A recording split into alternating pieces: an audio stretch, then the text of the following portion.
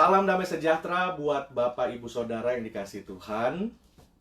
Happy Good Friday. Hari ini, sore hari ini, hari Jumat, saya mengajak Bapak Ibu Saudara, jemaat-jemaat Tuhan, untuk kita sama-sama beribadah di hari Jumat Agung ini melalui siaran live streaming dari Faithful International Church via Facebook Live. Bapak Ibu yang dikasihi Tuhan Yesus, puji akan nama Tuhan bahwa hari ini Tuhan masih memberikan kita kesempatan dan waktu untuk bisa bertemu di dalam ibadah, di dalam melalui sosial media platform. Dan kita mengucap syukur Tuhan masih memelihara kita sampai saat ini. Regardless semua situasi dan kondisi, tapi kita mengucap syukur karena Tuhan Yesus selalu setia dan baik dalam kehidupan kita. Puji nama Tuhan. Bapak Ibu Saudara, selamat datang, selamat mengikuti ibadah online dari ibadah Jumat Agung Faithful International Church. Nah, saudara yang dikasihi Tuhan, pada hari ini saya mau membagikan suatu renungan firman Tuhan yang doa saya di mana firman Tuhan ini akan menjadi berkat, akan menjadi suatu kebenaran yang akan menolong kita, mengubah kita, dan yang akan terutama memberkati dan memimpin jalan hidup kita, khususnya di dalam waktu-waktu yang sulit seperti ini. Karena itu, mari kita semua, Bapak Ibu Saudara yang melihat, walaupun mungkin saudara bersama keluarga, bersama teman, atau mungkin saudara sendiri dimanapun saudara berada, saya mengundang kita semua tundukkan kepala sejenak, kita akan berdoa kepada Tuhan. Bapa di dalam surga, pada sore hari ini kami mengucap syukur kalau Tuhan Engkau Allah yang setia, Allah yang senantiasa mengasihi dan memimpin jalan hidup kami. Sore hari ini kami kembali dipersatukan Kristus di dalam ibadah online ini ya Tuhan. Kami berdoa Tuhan, biarlah di hari Jumat yang agung ini kami boleh diingatkan melalui kebenaran firman Tuhan. Kami berdoa biarlah kebenaran firman Tuhan mempunyai kuasa untuk menjadi perenungan buat kami, menjadi berkat.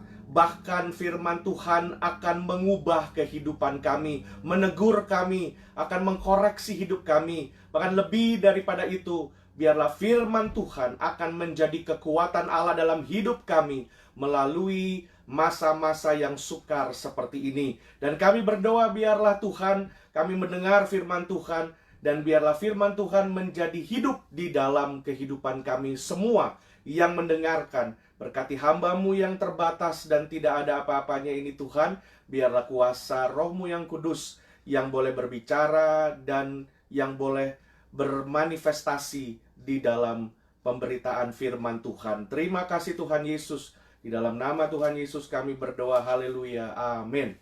Puji nama Tuhan. Bapak Ibu Saudara yang dikasihi Tuhan, saya mau mengajak Bapak Ibu untuk mendengarkan firman Tuhan.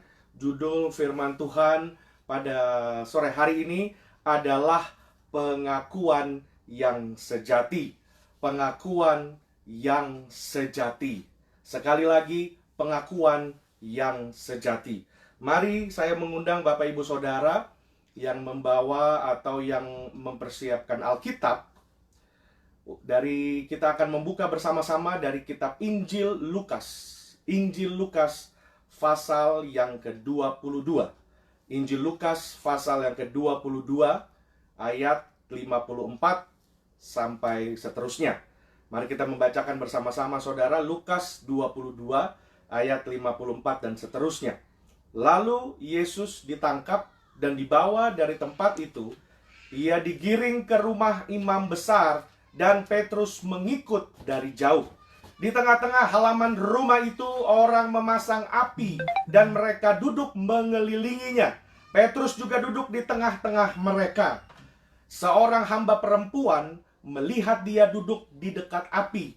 Ia mengamat-amatinya lalu berkata, "Juga orang ini bersama-sama dengan dia?" Tetapi Petrus menyangkal, katanya, "Bukan, aku tidak kenal dia." Tidak berapa lama kemudian, seorang lain melihat dia lalu berkata, "Engkau juga seorang dari mereka." Tetapi Petrus berkata, "Bukan, aku tidak." Dan kira-kira sejam kemudian, seorang lain berkata dengan tegas, "Sungguh, orang ini juga bersama-sama dengan dia, sebab ia juga orang Galilea." Tetapi Petrus berkata, "Bukan, aku tidak tahu apa yang engkau katakan." Seketika itu juga, sementara ia berkata, berkokoklah ayam. Lalu berpalinglah Tuhan memandang Petrus. Maka teringatlah Petrus bahwa Tuhan telah berkata kepadanya, "Sebelum ayam berkokok pada hari ini, engkau telah 3 kali menyangkal aku." Lalu ia pergi keluar dan menangis dengan sedihnya. Dan orang-orang yang menahan Yesus mengolok-olokkan dia dan memukulinya. Mereka menutupi mukanya dan bertanya, "Cobalah katakan, siapakah yang memukul engkau?" Dan banyak lagi hujat yang diucapkan mereka kepadanya. Dan setelah hari siang, berkumpullah sidang para tua-tua bangsa Yahudi dan imam-imam kepala dan ahli-ahli Taurat. Lalu mereka menghadapkan dia ke mahkamah agama mereka. Katanya, "Jikalau engkau adalah Mesias, katakanlah kepada kami." Jawab Yesus, "Sekalipun aku tidak mengatakannya kepada kamu, namun kamu tidak akan percaya." Sekali lagi saya ulang, jawab Yesus, "Sekalipun aku mengatakannya kepada kamu, namun kamu tidak akan percaya. Dan sekalipun aku bertanya sesuatu kepada kamu, namun kamu tidak akan menjawab. Mulai sekarang anak manusia sudah duduk di sebelah kanan Allah yang maha kuasa." Kata mereka semua, "Kalau begitu, engkau ini anak Allah?" Jawab Yesus, "Kamu sendiri mengatakannya bahwa akulah anak Allah." Lalu kata mereka, "Untuk apa kita perlu kesaksian lagi? Kita ini telah mendengarnya dari mulutnya sendiri."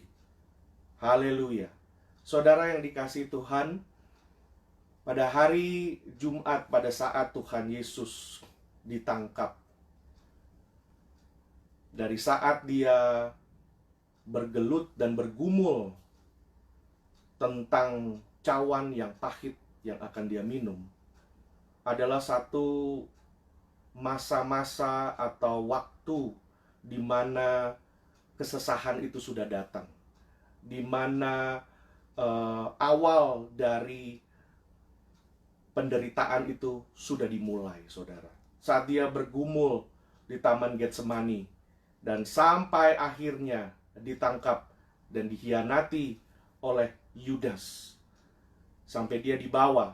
Dan kita melihat pada ayat Injil Lukas ini, Bapak Ibu Saudara, peristiwa tersebut dicatat oleh Matius, Markus, dan Lukas. Nah, ketiga Injil ini mencatat bagaimana peristiwa ini, saudara. Masing-masing penulis mempunyai penekanannya pada hal-hal tertentu. Tetapi alasan saya mengambil di dalam kitab Injil Lukas, karena Lukas menekankan sebuah hal tentang bagaimana Petrus menyangkal Tuhan Yesus. Lukas melihat sebuah hal yang sangat menarik dan sangat penting buat kita untuk melihatnya, Bapak Ibu Saudara. Karena itu kita akan kembali melihat Lukas 22 ayat yang ke-54, Bapak Ibu Saudara. Dikatakan di situ bahwa lalu Yesus ditangkap dan dibawa dari tempat itu. Ia digiring ke rumah imam besar, dan Petrus mengikut dari jauh. Nah, saudara, di dalam beberapa kitab Injil yang mencatat tentang peristiwa ini, Lukas boleh dikatakan dia melihat sebuah angle dan sebuah hal tentang penyangkalan Petrus, di mana penyangkalan ini bukan hanya cerita atau tentang sebuah prinsip hitam dan putih, tentang menyangkal dan tidak menyangkal. Tetapi ada banyak area yang terkandung di dalam hanya sekedar menyangkal Tuhan Yesus. Nah, kita melihat bahwa mungkin saat-saat itu situasi begitu menakutkan dan begitu banyak hal yang terjadi di luar ekspektasi daripada murid-murid Tuhan Yesus. Sehingga Lukas mencatat ini, dan ada hal-hal yang memang Lukas tidak catat tapi dicatat oleh Injil-Injil yang lain. Namun juga Lukas mencatat ini melihat, namun dari gaya bahasa dan penuturannya dia agak sedikit lebih lembut atau lebih di soft seperti itu, Bapak Ibu Saudara. Nah, mari kita melihat apa yang terjadi. Dalam Lukas 22 ayat 54, lalu Yesus ditangkap dan dibawa dari tempat itu, dari Taman Getsemani, ia digiring ke rumah imam besar, dan Petrus mengikut dari jauh. Nah, saudara, kata-kata Petrus mengikut dari jauh ini, saudara, sangat menarik untuk kita melihat pengertian dan mendapatkan sebuah kebenaran di dalamnya.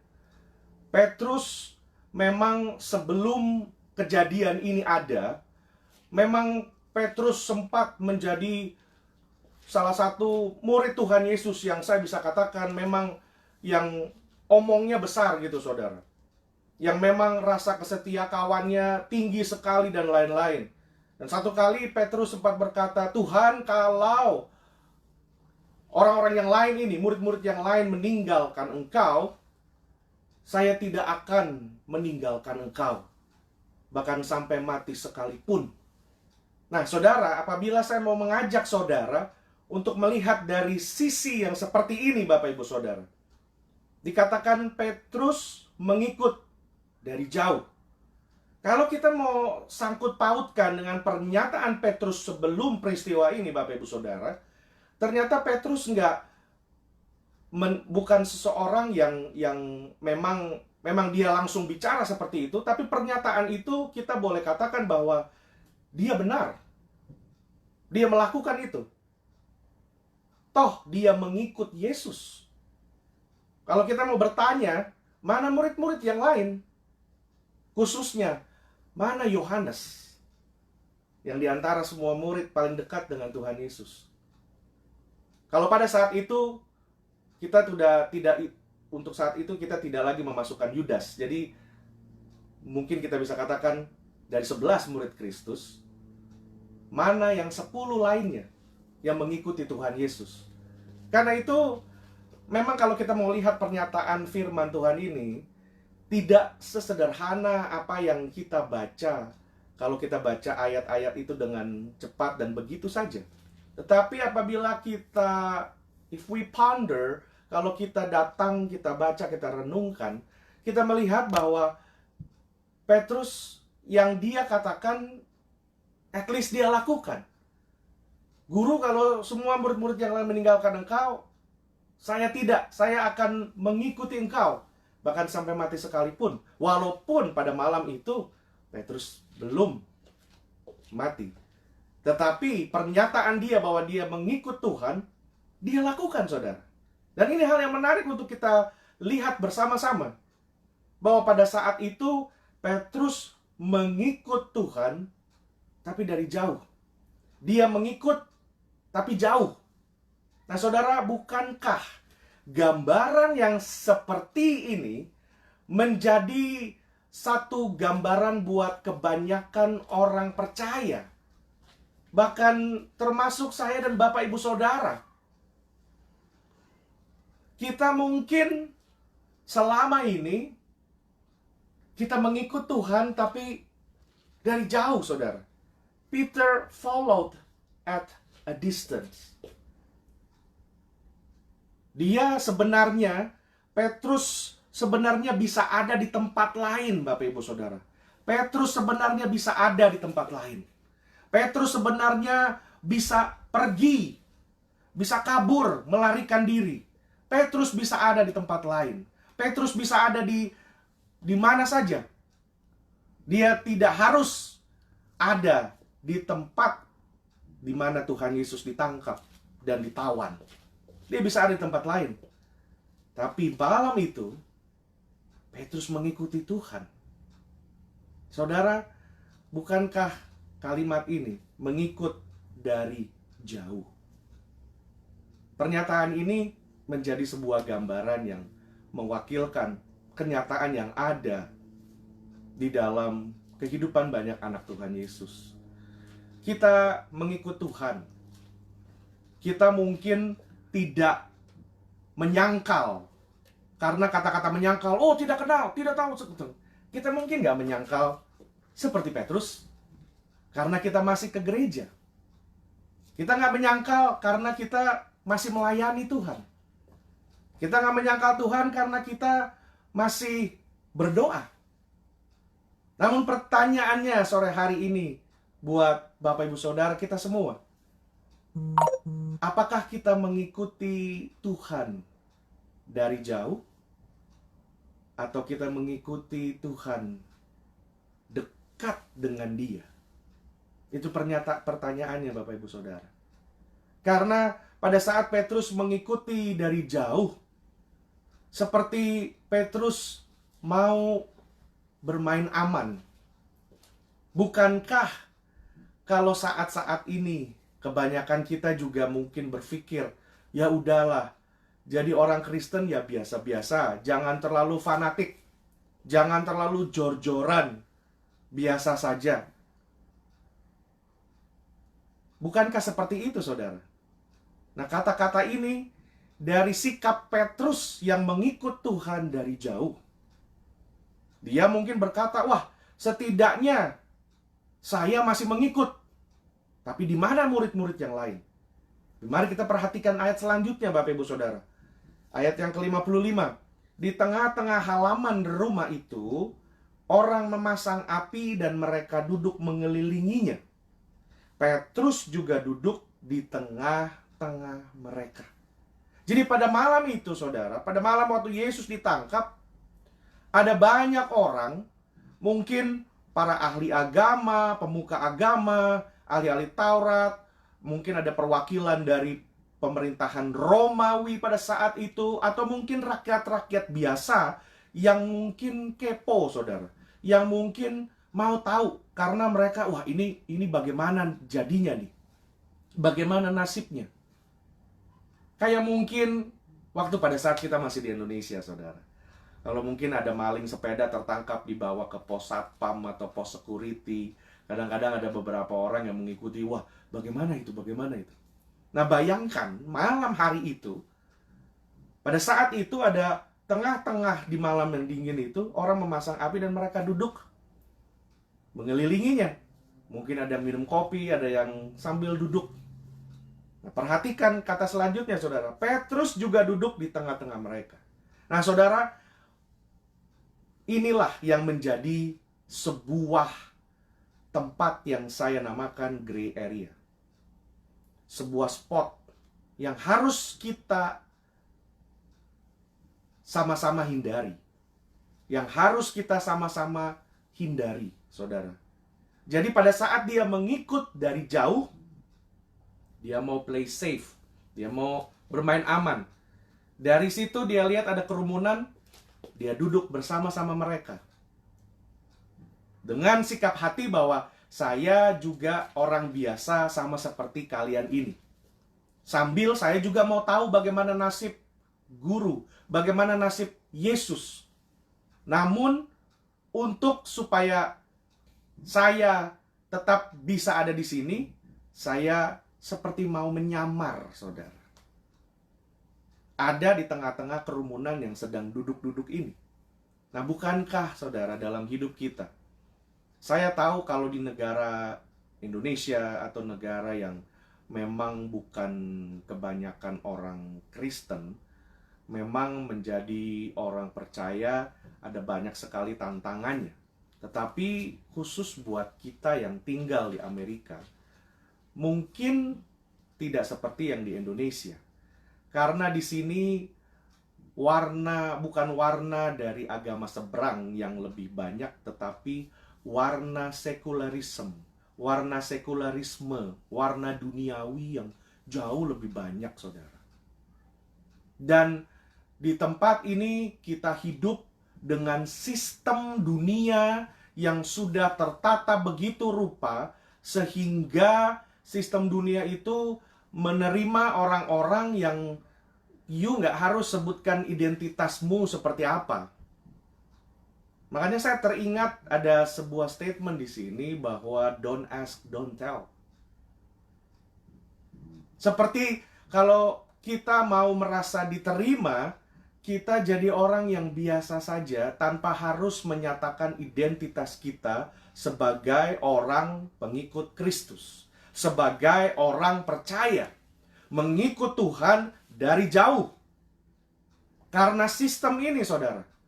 Tapi kita lihat Bapak Ibu Saudara, pada waktu Petrus mengikuti Tuhan Yesus dari jauh seperti itu, kita lihat bahwa semua orang yang ada di situ, untuk pertama-tama kali mereka tidak sadar dan mereka masih biasa.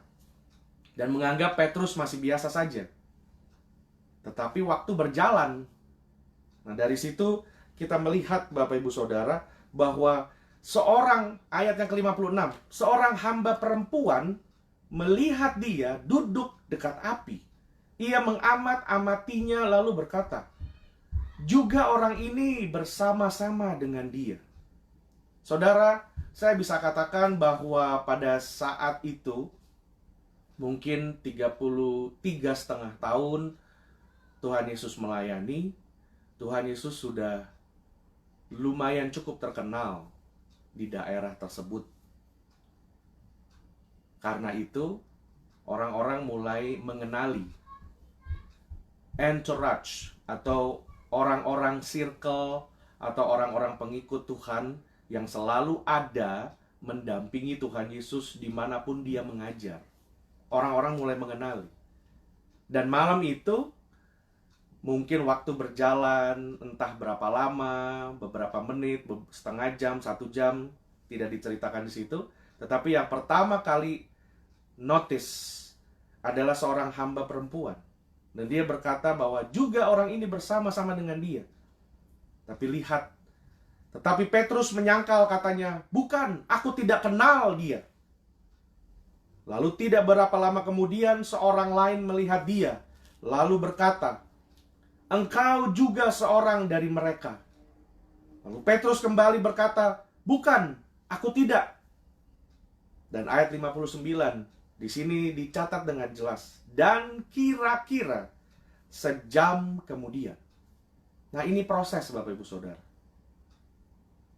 Seorang lain berkata dengan tegas, sungguh orang ini juga bersama-sama dengan dia, sebab ia juga orang Galilea. Mungkin pada saat Petrus berbicara, berbasa-basi dengan beberapa orang, mereka menangkap sebuah dialek. Ada logat yang kental, logat Galilea yang kental, sehingga akhirnya orang melihat orang ini orang Galilea. Tetapi Petrus berkata, bukan, aku tidak tahu apa yang engkau katakan. Bukan, Petrus katakan, aku tidak tahu apa yang engkau katakan. I don't know what you are talking about. Seketika itu juga, sementara ia berkata, berkokoklah ayam. Nah, saudara yang dikasihi Tuhan, menarik buat saya lihat di sini Bapak Ibu Saudara. Kalau saya mengajak saudara melihat lagi, akibat dia mengikut Tuhan dari jauh. Ini yang Tuhan katakan memang seperti suam-suam kuku, saudara. Mungkin kita ke gereja, mungkin bahkan kita melayani, tetapi pengakuan akan Kristus itu bukan hanya pengakuan secara mulut. Pengakuan akan Kristus itu juga harus ada di dalam sikap hidup kita sehari-hari. Pengakuan akan Kristus adalah identitas kita. Pengakuan akan Kristus menjadi identitas akan kita, saudara. Amin. Dan karena itu kita melihat di sini, sejak awal Petrus mengikut dari jauh. Nah, ada banyak dari kita, Bapak Ibu Saudara, yang memang dengan segala sistem dunia yang ada, kita mungkin berpikir, atau mungkin secara orang dunia berpikir, Pak, itulah yang namanya bijaksana, itulah yang namanya hikmat. Kita nggak perlu terlalu berkoar-koar atau terlalu bilang kita ini orang Kristen, kita ini religious people, dan lain segala macam. Saya mengerti, saudara, ada sisi yang lain. Ada sisi yang lain di mana kekristenan juga seperti dilecehkan. Karena memang ada beberapa orang yang tidak hidup menurut standar firman Tuhan, dan akhirnya ditertawakan oleh orang dunia. Tetapi Bapak Ibu Saudara, dunia haus akan prinsip kasih. Dunia haus akan kebenaran. Dunia haus akan kejujuran. Kalau hidup kita mengakui Tuhan Yesus sebagai Tuhan dan Juru Selamat, maka hidup kita harus menjadi hidup yang benar, hidup yang jujur. Karena dunia haus akan kejujuran dan kebenaran dan ketulusan. Amen. Kita tidak perlu bombardir bahwa kita ini orang Kristen dan lain segala macam, tapi orang akan melihat sikap hidup kita, Bapak Ibu Saudara. Kalau kita mau main safe, kita mau juga untuk diterima, kita mau untuk bisa supaya usaha kita lancar, supaya social life kita juga baik, kita mungkin berpikir, Pak, harus bijaksana. Kita mungkin berpikir kalau identitas kita tidak diketahui, mungkin akan memudahkan hidup kita juga untuk berusaha, untuk bersosialisasi, untuk melakukan banyak hal. Karena mungkin kita menyembunyikan identitas kita, kita tidak mau orang tahu, kita nggak mau orang tanya. Tapi Bapak Ibu Saudara, ada satu hal lain lagi. Ini seperti satu koin. Sisi mata koin yang lain adalah pada saat kita bertobat dan mengaku bahwa Yesus adalah Tuhan dan Juru Selamat, dan memberikan diri kita dibaptis, pada saat itu Tuhan menaruh identitasnya dalam hati kita. Ada identitas Kristus. Karena itu Paulus berkata bahwa hidup kita seperti surat yang terbuka. Orang harus mampu melihat Kristus dan bukan kita. Kalau kita mengikut Kristus dari kejauhan, itu berarti kita menyembunyikan identitas Kristus di dalam kehidupan kita. Pikirkan sekali lagi Bapak Ibu Saudara. Kalau kita tidak berani berdiri dan hidup sebagai orang benar, dan kita mungkin takut dan malu diketahui sebagai orang percaya, kita sedang menyembunyikan identitas Kristus di dalam kehidupan kita. Apabila hidup kita tidak menjadi teladan, apabila hidup kita tidak menjadi contoh yang baik, apabila hidup kita tidak menjadi terang, tidak menjadi garam kepada orang lain, kita sedang menyembunyikan identitas Kristus di dalam kehidupan kita. Dan kita tidak sama, dan kita tidak bedanya dengan Petrus. Karena itu Bapak Ibu Saudara, pada sore hari ini saya mau membawa saudara ke sebuah perenungan dan sebuah waktu di mana kita bisa jujur dan mengoreksi diri kita sendiri. Apakah selama ini hidup kita sudah jadi orang yang sungguh-sungguh, mau panas atau mau dingin, mau sungguh-sungguh kepada Tuhan, mengikut Tuhan dari dekat, jangan mengikut Tuhan dari jauh. Mungkin saudara mengikut Tuhan dari jauh. Ada orang-orang yang masih ke gereja, tetapi kalau di luar sana bercanda, masih bercanda yang begitulah, yang kotor-kotor dan lain-lain. Masih ada statement-statement, masih ada sikap hidup, kan kita brothers, kita begini, masih ngikut Tuhan, tapi sama dunia juga oke. Nah saudara, di dalam waktu Tuhan izinkan pandemik tersebut, saya tegaskan berulang-ulang bahwa saat-saat ini adalah saat pemurnian, saudara. Orang yang akan mengikut Tuhan dari jauh akan menyerah dan akan terjatuh.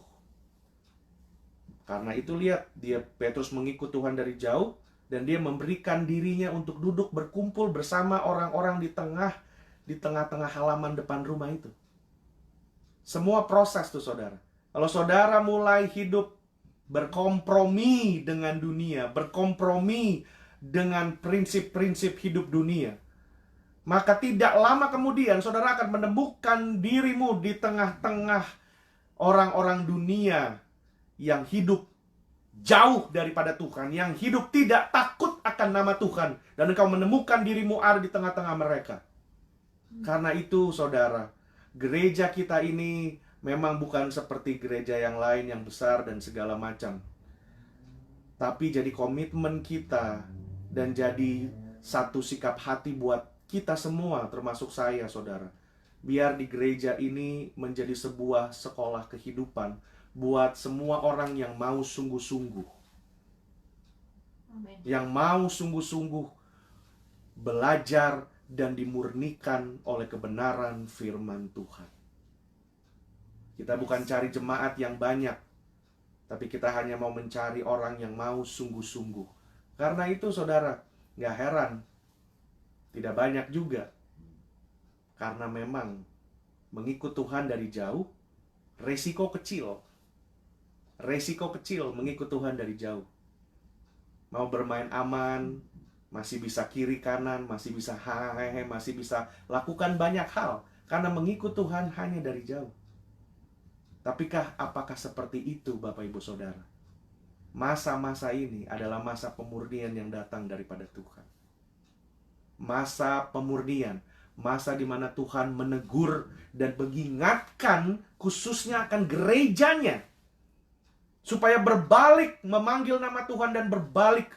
Supaya semua pandemik yang seolah-olah seperti tulah ini akan diangkat oleh Tuhan. Karena hati kita berbalik kepada Tuhan. Karena sore hari ini akan menjadi satu turning point buat Bapak, Ibu, Saudara, dan saya. Untuk kembali kita berbalik kepada Tuhan. Sungguh-sungguh kita mengikut Tuhan dan mengaku Yesus Kristus. Bukan hanya dari ucapan tetapi dari sikap hidup kita sehari-hari. Amen. Menjadi orang yang benar, menjadi orang yang tulus, yang jujur, yang penuh dengan kasih saudara. Yes. Karena itu kita melihat Bapak Ibu Saudara, mengikut Tuhan jangan dari jauh.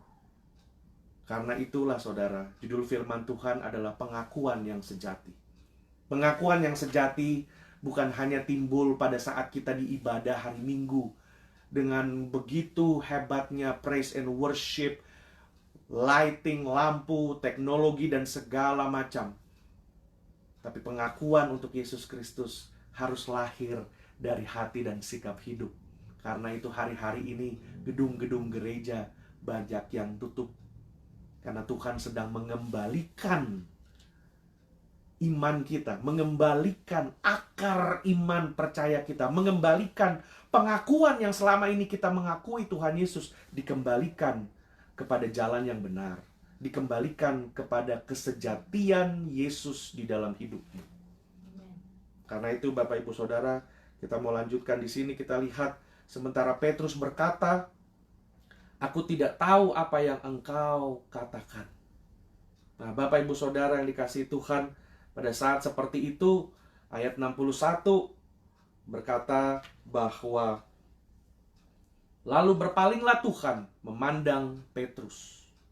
Maka teringatlah Petrus bahwa Tuhan telah berkata kepadanya, "Sebelum ayam berkokok pada hari ini, engkau telah 3 kali menyangkal aku."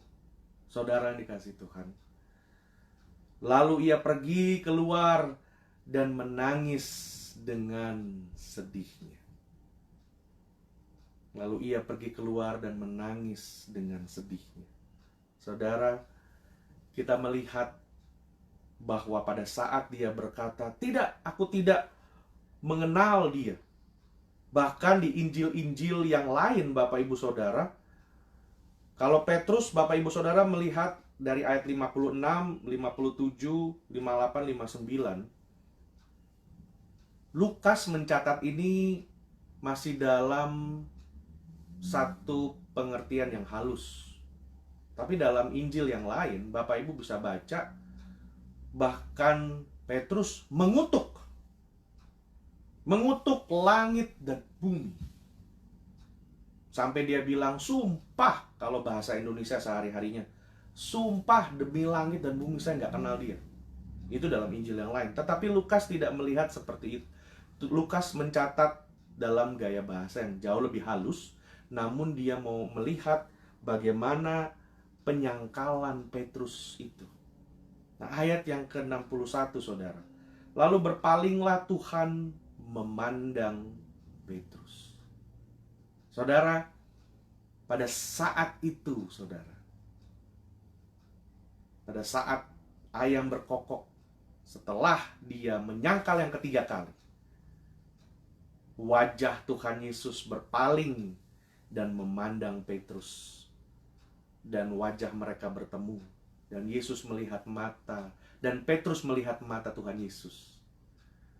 Wajah dan mata Tuhan Yesus bukanlah wajah dan mata yang marah, atau seperti wajah dan mata yang seolah-olah berkata, "See, I told you before." Lihat Petrus, saya sudah bilang kan? Seperti wajah yang menegur, yang mengeluh. Tidak. Wajah Tuhan Yesus dan pandangan matanya adalah pandangan dan wajah pengampunan, saudara. Pengampunan. Yesus memandang Petrus dengan wajah yang penuh dengan pengampunan. Karena itu sebelum peristiwa ini, Tuhan Yesus sempat berkata, "Petrus, aku berdoa kepada Bapa di surga supaya imanmu tidak goyah." Tuhan Yesus tahu bahwa Petrus akan dicobai, Bapak Ibu Saudara. Tetapi Tuhan Yesus berkata, "Aku akan berdoa supaya imanmu tidak jatuh." Nah, di sini kita lihat bagaimana pandangan Tuhan Yesus kepada Petrus. Pandangan yang penuh kasih, yang penuh dengan pengampunan. Dan kita lihat lalu ia pergi keluar dan menangis dengan sedihnya. Nah, saudara, di dalam peristiwa ini, saya mau ajak saudara melihat dan menggambarkannya di dalam pikiran kita, membayangkannya. Sementara malam hari itu, Yesus di dalam sedang diadili oleh mahkamah agung, oleh semua pemuka agama dan pemerintahan Romawi. Petrus pun di luar, dia sedang diadili melalui pertanyaan-pertanyaan yang datang kepada dia. Dan Tuhan Yesus di dalam tidak banyak bicara. Kalau Petrus di luar, dia juga setiap pertanyaan dia jawab. Nah, saudara melihat, saya mau ajak saudara lihat di dalam ayat yang ke-66 seperti ini. Dikatakan bahwa jikalau engkau adalah Mesias, katakanlah kepada kami. Saudara, di Injil yang lain bahkan tidak dicatat Tuhan Yesus. Dikatakan dia diam saja, seperti anak domba yang peluh, yang tidak dapat bicara. Tetapi Lukas mencatat beberapa hal yang Tuhan katakan. Tuhan Yesus dikasih pertanyaan, "Jikalau engkau adalah Mesias, katakanlah kepada kami." Jawab Yesus, "Sekalipun aku mengatakannya kepada kamu, namun kamu tidak akan percaya. Dan sekalipun aku bertanya sesuatu kepada kamu, namun kamu tidak akan menjawab." Hanya itu yang dikeluarkan Tuhan Yesus.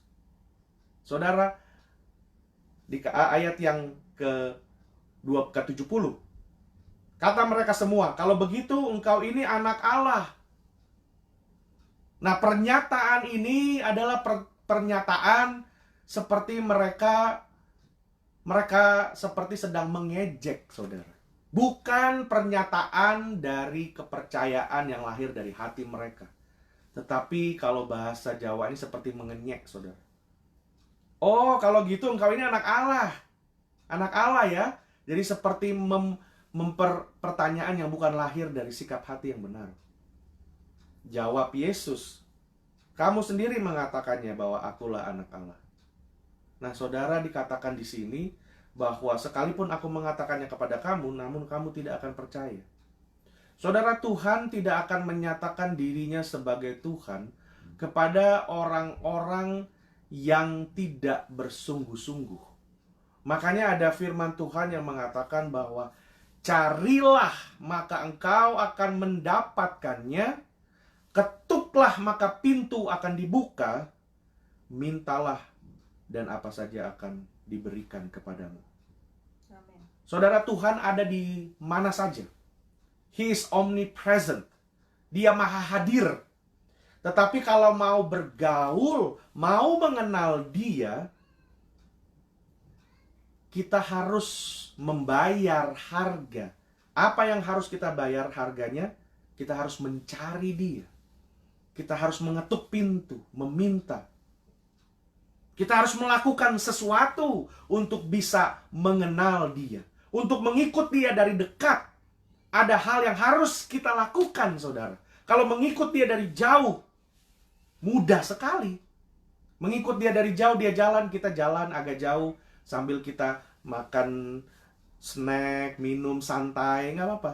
Tapi kalau ikut Dia dari dekat, Dia belok kiri, kita belok kiri. Dia jalan kanan, Dia jalan cepat, kita harus ikut cepat. Ada banyak hal yang harus kita lakukan dan ada resiko jauh lebih besar. Itulah makanya Tuhan Yesus katakan, sekalipun aku mengatakannya kepada kamu, namun kamu tidak akan percaya.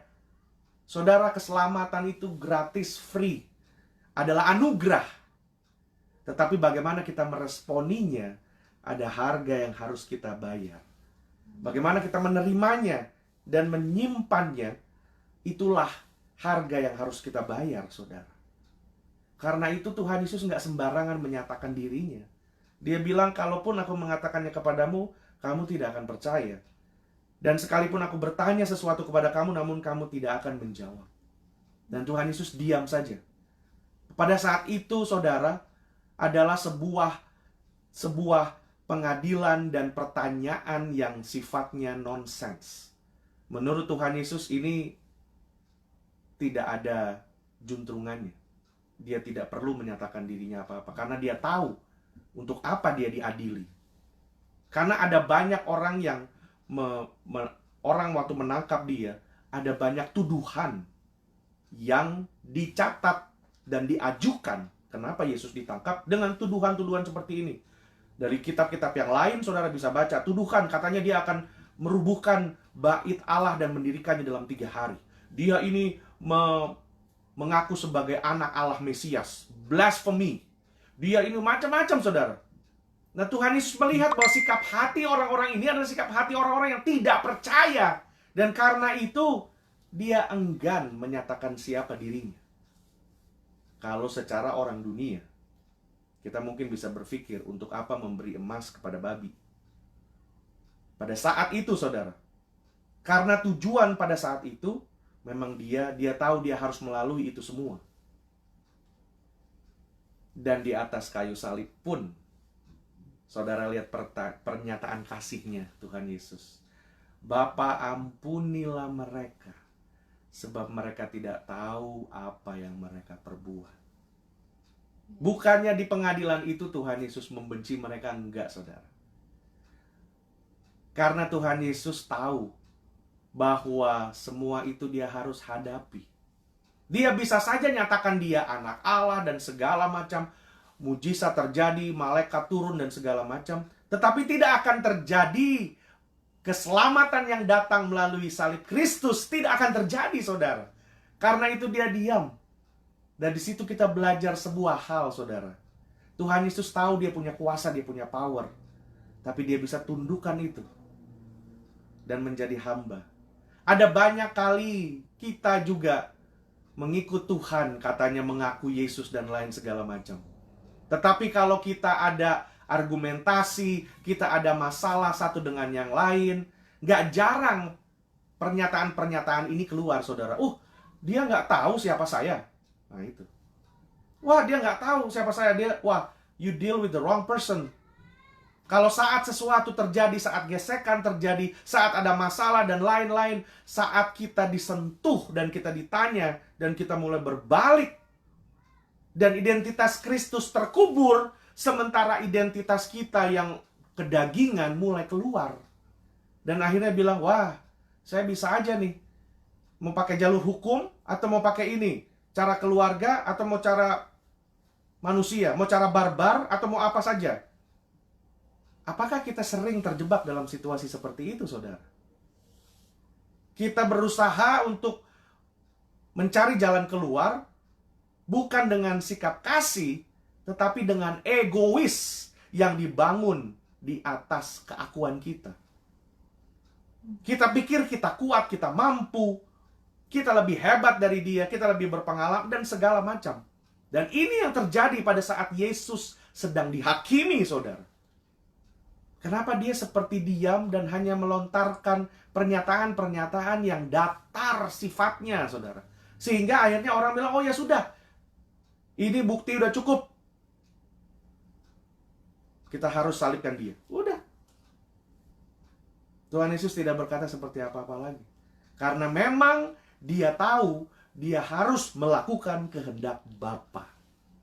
Inilah mengikut Kristus dengan dari dekat. Melakukan kehendak Bapa. Saudara, dalam hari-hari ini, marilah kita berbenah diri, berbaikan satu dengan yang lain, saling memaafkan, saling merendahkan hati kita seperti Kristus. Kita tahu kita mampu, kita tahu kita bisa marah, kita tahu kok kita yang dirugikan. Tapi marilah kita belajar mencari damai dan mencari kehendak Tuhan. Belajar untuk menundukkan diri seperti Kristus di depan pengadilan itu, saudara. Dia diam. Nah, dari situ merupakan satu gambaran yang saya ingin Bapak Ibu belajar. Dan pada saat, saudara, kita kembali lagi, pada saat Tuhan Yesus memandang Petrus, dia memandang dengan pengampunan. Dia juga memandang orang-orang ini yang menghakimi dia, menuduh dia dan lain-lain dengan pengampunan. Karena itu di atas kayu salib Tuhan Yesus berkata, Bapa, ampunilah mereka, karena mereka tidak tahu apa yang mereka perbuat. Pengorbanan Kristus pun buat mereka, termasuk yang mengadili dan menghakimi, bahkan yang menghajar Tuhan Yesus sekalipun. Kematiannya untuk semua orang, saudara. Tidak terkecuali. Tidak eksklusif hanya untuk orang Yahudi dan bangsa Israel. Tidak eksklusif untuk mereka, tetapi di situ makanya Tuhan, tabir Allah terbelah dua. Tuhan membuat jalan yang baru, akses yang baru kepada Bapa di surga, sehingga semua manusia tanpa batas bisa datang kepada Tuhan dan bisa diselamatkan. Terpujilah nama Tuhan. Itulah luar biasanya Tuhan kita, saudara. Amin. Dan dari situ kita belajar pada saat Tuhan memandang Petrus dengan pengampunan. Disinilah turning point-nya, saudara. Lalu dikatakan ayat yang ke-62. Lalu ia pergi keluar dan menangis dengan sedihnya. Disinilah pertobatan Petrus. Disinilah pertobatan Petrus. Dia menangis sesungguhnya pada saat dia keluar secara fisik, tetapi secara roh dia masuk ke dalam, dia bertemu dengan Kristus. Secara fisik dia keluar, tetapi secara roh dia masuk ke dalam, berjumpa Yesus dan bersama dengan Yesus, masuk kepada Yesus. Karena dia menangis, dia mengingat.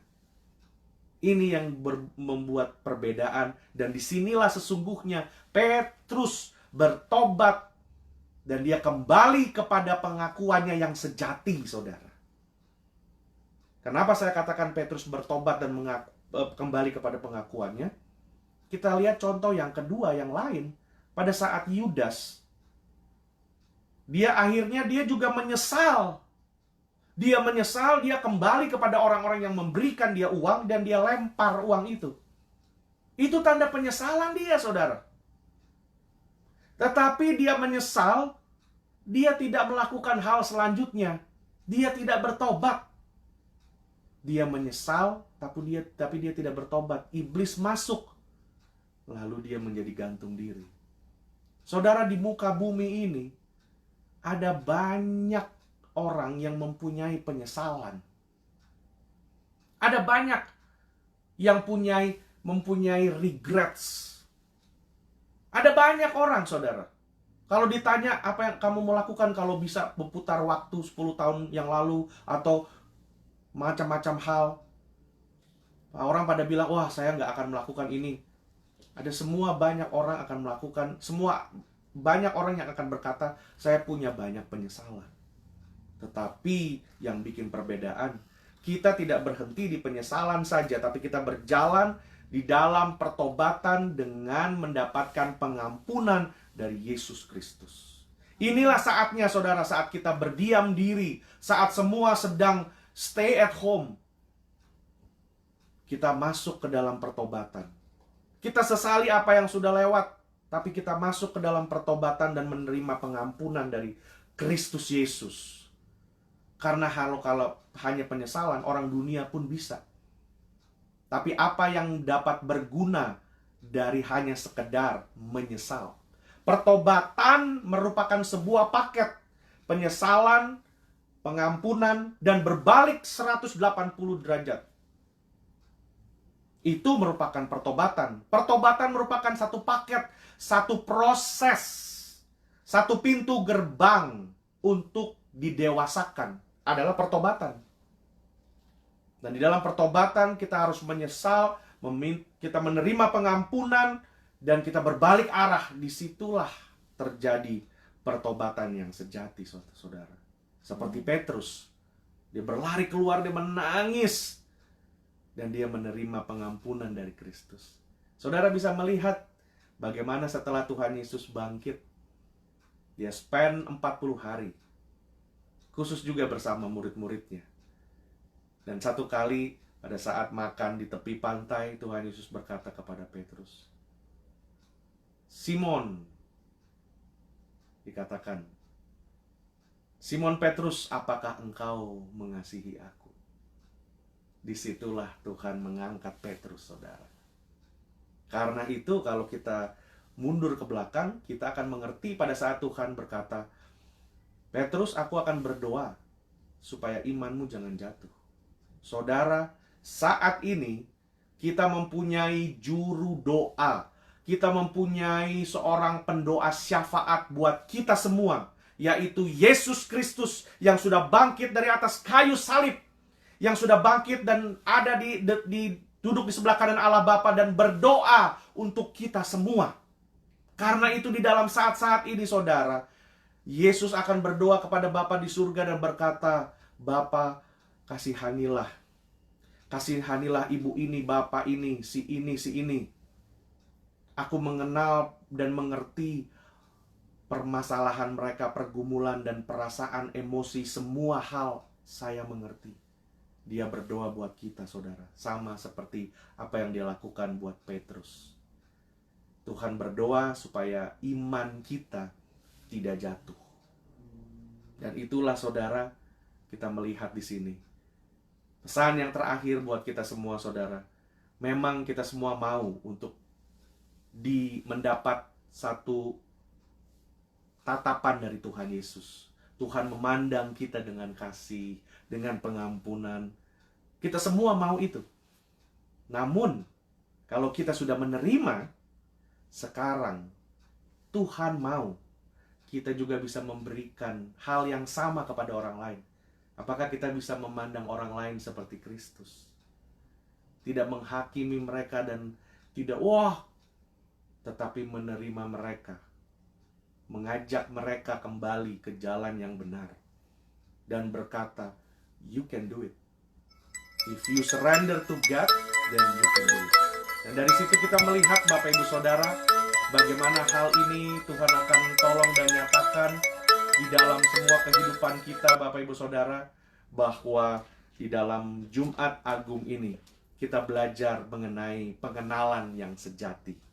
Pengenalan yang sejati bukan hanya hidup mengikut Kristus dari jauh, tetapi mengikut Kristus dari dekat. Sebuah pengakuan akan Kristus yang bukan hanya keluar dari mulut saja, tetapi pengakuan yang sejati, yang lahir dari hati kita, yang terpancar dari sikap hidup kita. Karena pengakuan yang sejati adalah kita mengakui identitas Kristus di dalam hidup kita, identitas Yesus di dalam hidup kita yang harus kita akui, kita pancarkan itu kepada semua orang.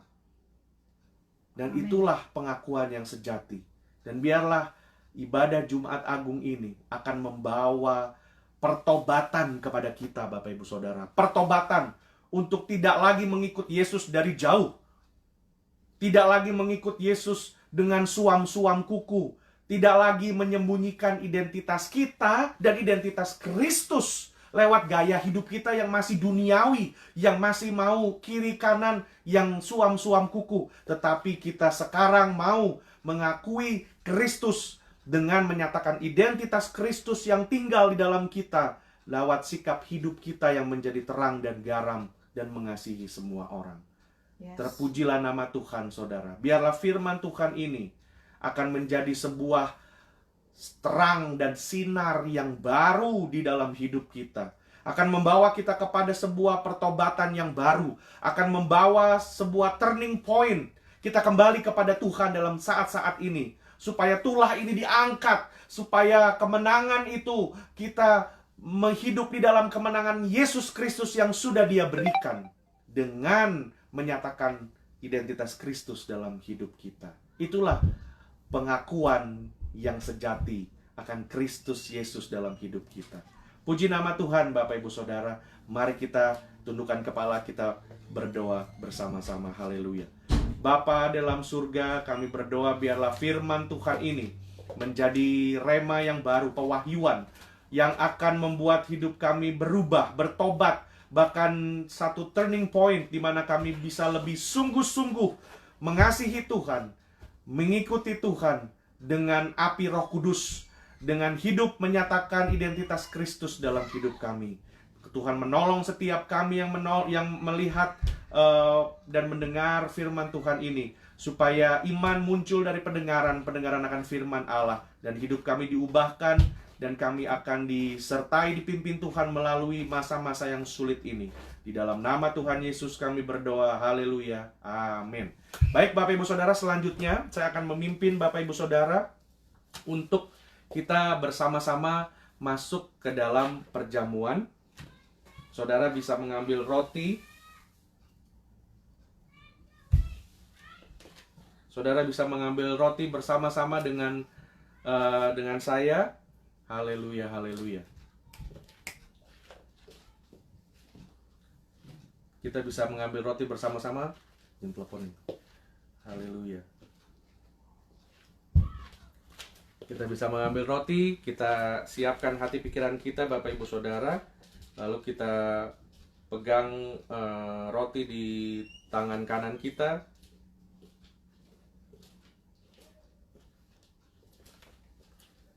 Haleluya, haleluya, terima kasih Tuhan. Haleluya, haleluya, haleluya. Haleluya, terima kasih Tuhan. Terima kasih Tuhan Yesus. Kita angkat tangan kanan kita, haleluya, terima kasih. Terima kasih Tuhan Yesus atas pengorbananmu, atas tubuhmu yang sudah dihancurkan dan diremukkan buat kami. Kami mengucap syukur ya Tuhan, karena Engkau Allah yang setia, Allah yang baik, Allah yang mengasihi kami ya Bapa. Dan biarlah saat kami mengambil bagian perjamuan ini Tuhan, hidup kami akan diubahkan, hidup kami akan dipulihkan oleh Tuhan, hidup kami akan mendapat kekuatan yang baru daripada Engkau ya Tuhan. Kami berdoa Tuhan, biarlah anugerah-Mu, kasih setia-Mu nyata dalam hidup kami ya Tuhan. Dan kami berdoa tidak ada yang mustahil bagi Engkau ya Tuhan Yesus. Amen. Kami percaya Tuhan bahwa Engkau adalah Allah di atas segala sesuatu dalam hidup kami ya Tuhan. Kami berdoa Tuhan, biarlah kasih setia-Mu dan anugerah-Mu yang besar Tuhan, itu senantiasa ada di dalam hidup kami ya Bapa. Terima kasih Tuhan, terima kasih Bapa. Dan pada saat ini kami siap untuk mengambil bagian di dalam perjamuan, sebuah perjanjian yang baru dengan Engkau ya Bapa. Sebab apa yang telah kuteruskan kepadamu telah aku terima dari Tuhan, yaitu bahwa Tuhan Yesus pada malam waktu ia diserahkan mengambil roti, dan sesudah itu ia mengucap syukur atasnya. Ia memecah-mecahkannya dan berkata, inilah tubuhku yang diserahkan bagi kamu. Perbuatlah ini menjadi peringatan akan aku. Terima kasih Tuhan Yesus. Di dalam nama Yesus kami berdoa. Haleluya, haleluya, amin.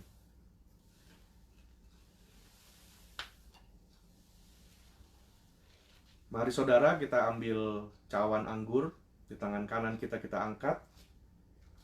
Haleluya, haleluya. Terima kasih atas darah-Mu Tuhan yang sudah tercurah, bilur-bilur-Mu yang sudah tercurah, tubuh-Mu yang diremukan, dihancurkan, sampai mengeluarkan segala darah dan bilur-bilur-Mu kepada umat manusia, bahkan kepada segala ciptaan-Mu ya Bapa. Segala jagat raya tidak menjadi berbeda sejak darah-Mu tertumpah di atas bumi ini ya Tuhan. Dan kami berdoa Tuhan, kami mengucap syukur karena kuasa yang ada di dalam darah Kristus dan bilur Kristus akan memulihkan hidup kami. Akan Tuhan, segala sesuatu yang tidak layak, yang belum berkenan, akan dibuat menjadi kudus, disucikan di dalam nama Yesus, karena kuasa darah Yesus ada di dalam hidup kami. Terima kasih Tuhan Yesus. Demikian juga ia mengambil cawan sesudah makan, lalu berkata, cawan ini adalah perjanjian baru yang dimeteraikan oleh darahku. Perbuatlah ini setiap kali kamu meminumnya, menjadi peringatan akan aku. Sebab setiap kali kamu makan roti ini dan minum cawan ini, kamu memberitakan kematian Tuhan sampai ia datang. Terima kasih untuk darah-Mu ya Tuhan. Kami tahu darah-Mu akan memberikan kesembuhan, pemulihan, dan darah-Mu akan membebaskan dari segala sakit, penyakit, dan tulah di dalam nama Yesus.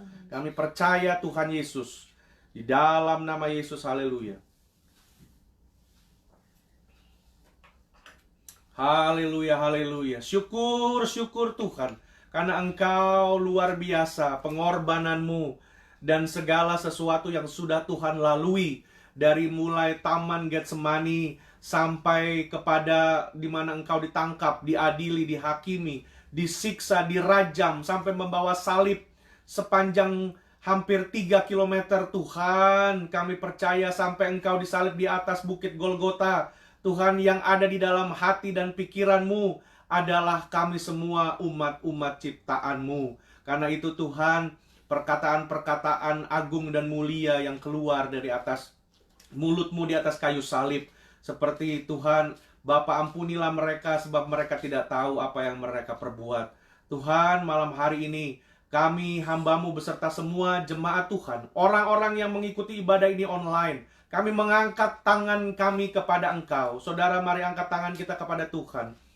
Tuhan, pada sore malam hari ini, kami bertobat dari jalan-jalan hidup kami yang jauh daripada Tuhan. Kalau selama ini kami mengikut Tuhan dari jauh, kami mengikut Tuhan hanya karena kami mengikut Tuhan kalau semuanya baik dan semuanya seiring dengan apa yang kita mau. Tuhan, kami bertobat dan kami kembali kepada jalan-jalan Tuhan yang benar. Kami mau mengikut Tuhan dari dekat. Kami mau mengikut Tuhan dengan membayar harganya ya Tuhan. Carilah kerajaan Allah. Mintalah, ketuklah. Kami mau melakukan apa yang menjadi bagian kami ya Tuhan Yesus. Karena itu Tuhan, mari Tuhan ampuni dan sucikan kami malam hari ini ya Tuhan. Kami bertobat dan kami memanggil nama-Mu Yesus Kristus, Allah yang sudah bangkit dan sudah memberikan kami kemenangan. Dan kami mau hidup dengan kuasa kebangkitan Kristus. Ya Tuhan Yesus, biarlah pada malam hari ini akan menjadi sebuah turning point, titik di mana kami berbalik kepada Tuhan. Dan kami dimampukan Tuhan berjalan di dalam masa-masa sulit seperti ini. Masa di mana wabah sedang melanda. Tetapi kami mengangkat tangan, kami berdoa biarlah kuasa darah Yesus yang akan melindungi kami semua di dalam nama Yesus. Memproteksi, mengikat bungkus kami dengan kuasa darah Yesus dan bilur Yesus. Dan biarlah Tuhan kami dimurnikan, didewasakan. Biarlah pada saat semua ini berlalu, kami melihat diri kami semakin didewasakan dan identitas Kristus semakin nyata dalam hidup kami. Karena itulah pengakuan yang sejati dari kami ya Tuhan. Terima kasih Tuhan Yesus. Berkati setiap orang yang melihat dan mendengar, mencatat, dan merenungkan, bahkan orang yang melakukan setiap kebenaran firman Tuhan, hidupnya akan disertai dan diberkati Tuhan. Di dalam nama Tuhan Yesus kami berdoa, haleluya, amin. Puji nama Tuhan. Bapak Ibu Saudara, senang sekali bisa bersama-sama dengan Bapak Ibu Saudara. Dan saya mau mengajak kita untuk hari Minggu nanti merayakan Paskah. Paskah yang artinya kita merayakan kemenangan, hari kebangkitan, Happy Resurrection Day. Nah, karena itu Bapak Ibu Saudara, kita akan merayakan Paskah dengan FIC, Faithful International Church, di hari Minggu jam 3.30 PM, 3.30 sore. Dan Bapak Ibu akan kembali siapkan Alkitab. Juga kita akan mengadakan lagi perjamuan Bapak Ibu Saudara. Dan saya mengajak saudara untuk mempersiapkan segenap keberadaan kita. Lalu hal yang kedua, saya mau mengajak saudara di dalam sebuah gerakan. Karena ini saya lihat di banyak-banyak gereja dan beberapa hamba Tuhan yang cukup besar. Mereka juga sedang melakukan ini pada hari Minggu nanti, saudara, April 12. Hari Minggu nanti, saudara, dari hari Sabtu tidur, kita udah pasang alarm, kita siapkan. Kita akan bangun pagi-pagi. Kita akan bangun sebelum matahari terbit. Saya sudah cek itu nanti hari Minggu ini jam 6.25 sunrise. Jadi kita bangun sebelum itu. Nah, mungkin kita ada waktu 6.25 sampai jam berapa, tapi pada saat matahari terbit, kita akan keluar dari pintu depan rumah kita, yang tentunya dengan cara yang wajar ya saudara, in a proper way, dan juga social distance dan lain-lain. Dan kita keluar rumah dan kita mengangkat tangan kita, kedua tangan kita ke langit. Dan kita berkata dengan suara yang semangat, puji Tuhan, Yesus, Engkau sudah bangkit. Engkau sudah bangkit mengalahkan maut, sakit, dan segala kutuk yang mengikat. Dan kita percaya kita sudah diberi kemenangan dan dibebaskan di dalam nama Yesus. Amen. Itu saja saudara. Nah, kita masuk, kita bisa kembali mungkin dengan aktivitas yang seperti biasa. Tetapi saya mau ajak saudara, ini menjadi satu pernyataan iman dari seluruh anak-anak Tuhan. Dan biarlah ini akan menjadi satu awal di mana gerakan dan di mana lawatan Allah akan terjadi atas bangsa ini. Dan lawatan Allah akan terjadi juga di seluruh dunia. Biarlah ini jadi awal dari lawatan Allah, saudara. Amin, saudara. Karena itu ingat, pengakuan yang sejati. Jangan sembunyikan identitas Kristus dalam hidup kita. Kita harus nyatakan identitas Kristus dalam hidup kita. Nah, untuk itu, Bapak Ibu Saudara, saya mau mengajak kita siapkan diri. Lalu, buat semua jemaat-jemaat FIC, Bapak Ibu Saudara juga yang ada di Indonesia, ada di Australia, ada di belahan-belahan bumi yang lain, dan juga semua jemaat yang ada di LA atau di kota-kota lain. Dan berkat Tuhan akan hadir dalam hidup kalian, dan biarlah persekutuan akan Kristus menjadi satu batu karang yang teguh, menjadi satu sauh di dalam hidup kita hari-hari ini. Puji nama Tuhan, Bapak Ibu Saudara. Saya mau mengajak kita juga untuk sama-sama terus menjaga jam doa kita. Baik Bapak Ibu Saudara, kita akan menutup ibadah sore hari ini. Mari kita tundukkan kepala bersama-sama. Haleluya. Kami mengucap syukur Tuhan atas hadirat Tuhan, for your presence in the midst of us. Terima kasih Tuhan atas pernyataan kehadiran-Mu, firman Tuhan yang menjadi pewahyuan buat kami, yang menjadi kekuatan terang bagi setiap jalan dan kaki kami ya Bapa. Dan biar sore hari ini kami terus hidup di dalam kebenaran-Mu. Kami akan terus mengucap syukur sampai nanti hari Sabtu dan Minggu. Kami akan bangun pagi dan menyatakan iman kami kepada Tuhan. Lalu sore kami akan mengikuti kebaktian Paskah bersama ya Bapa. Terima kasih Tuhan Yesus. Kami berdoa biarlah lawatan Allah dan perlindungan Tuhan semakin nyata dalam hidup kami. Di dalam nama Tuhan Yesus kami berdoa. Haleluya. Amin. Terima kasih Bapak Ibu Saudara.